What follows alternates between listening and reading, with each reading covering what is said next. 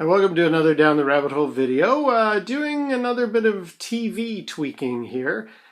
We just inherited this TV. This is a Panasonic TC-L32X5. It's a nice flat screen LCD monitor, or TV. Worked perfectly fine until it got here, and now whenever we try to turn it on, half the screen is sort of in the dark, and then after about 10 seconds, the whole thing shuts off. And this one light just blinks for about, well, it's a single blink. And I've looked it up online. If a Panasonic screen blinks like 7 times, it's to tell the service repair guy that's one particular part of the circuit is the problem. And if it's blinking 10 times, it means something else. One blink, I think, from the sources I've found, indicates that the fans aren't working. So I'm going to take the back off this thing. If it was a plasma TV, it would mean the fans aren't working. I hope the same thing means that is the case with an LCD screen. We're going to find out. Anyway, I want to show you the problem. Now, what I've done is I've hooked up a laptop here with my website, not to do a little cross promotion, but that's computerspacefan.com. Just thought I'd hook that up because initially I had this DVD player, which I know has some wiring, like loose connections, so that wasn't giving it a great signal. I had a Chromecast hooked into this thing, but because the power would turn off, the Chromecast would turn off after a few seconds. So this laptop showing my website plugged into HDMI number 3 over there. Where is it? There it is, HDMI input 3. I will show you what happens. With luck, this is the before, where my little repair suddenly works, and the after will be all celebrations and happiness. Or, if the after turns out to be it still doesn't work, after me taking apart this TV and cleaning all the fans, then this video instead is going to turn into, okay, what does anybody else suggest here? But let me at least show you the problem. So, laptop on my website, I'm going to turn on the TV on HDMI input source 3. This is what happens. Like half the screen is faded. There's my website. You can see part of it's faded, and it thinks about it, and then that's it. And there is the blinking light, and it's just a single blink. It's not 7, and it's not 10. I tried a few things. One website recommended, well, just unplug the TV for 2 days. So I left it 48 hours, no power at all, and it definitely did not work. So the next step is to take this thing apart and try cleaning the fan. So let's give that a whirl. All right, so now I've got the TV turned around, cleared a bit of space here. And basically, just got to start unscrewing all these screws. And let's see what happens when I take this whole thing apart here. Should be fun. Not really. Let's see what we get. Okay, now a potential first snag. I've got most of the screws out, except for this guy right here.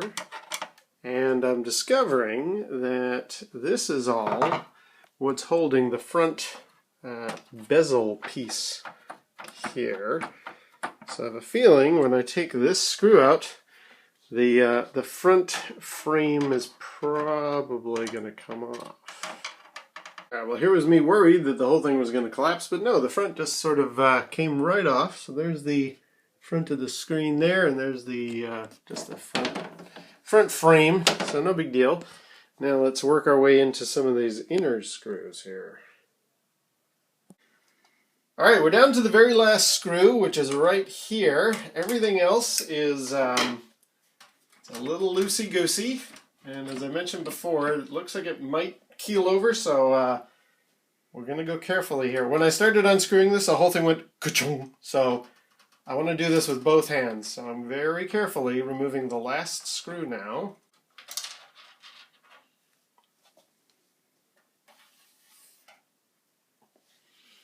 Now, theoretically, this should just slide off. Okay, there's the back of the TV. I don't see any fans to clean. But more importantly, is it gonna... Okay, it should give me a working surface, as long as I don't take those screws out.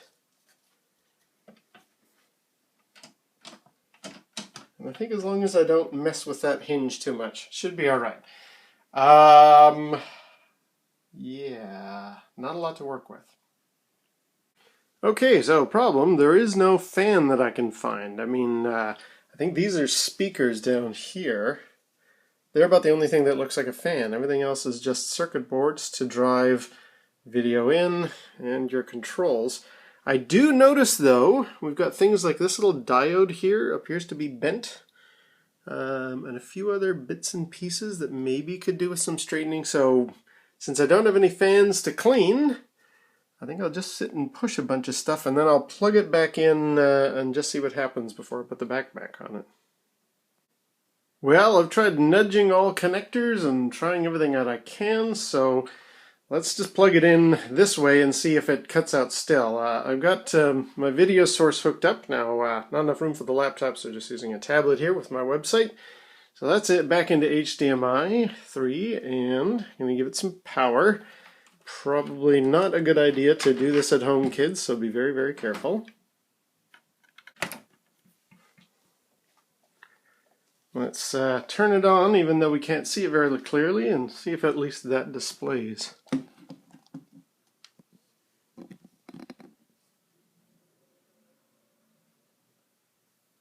Once again, it looks like we got half a screen. It's trying, yeah, there's some of the display, but then it cuts out. And once again, in a second, we'll have a blinky light. So yeah, I have a feeling there's not much I can do with this. I'll try a few more things, but I have a feeling this thing is hooped. Alright, well, that's the TV reassembled. Interesting story, I lost a screw during the procedure, the very first one, but did find it. Why that's significant is it actually, I had to tilt the whole thing upside down a few times to see if I could find where that loose screw went to. Turns out it rolled under that door. Anyway, so the TV's been given a proper shakedown before being reassembled, and now that it's all screwed back together, I'm going to see if maybe by some miracle that is actually going to make it turn on. Okay, power's in. Let's turn it on and see what happens. Got our light. Oh dear, not looking good. Alright, let's see if I can see it briefly wants to. Nope. No good. No good. It's about to cut out again. And we're back to our one blinky light. Okay, well, at that point, I'm going to have to ask out to the community. Anybody got any suggestions here? It's not something loose. I've been reading online that maybe it's a, maybe the capacitors are toast. So at this stage, do I need to start recapping the boards, or is it not even worth it? Let me know in the comments below. I'll see you down the rabbit hole.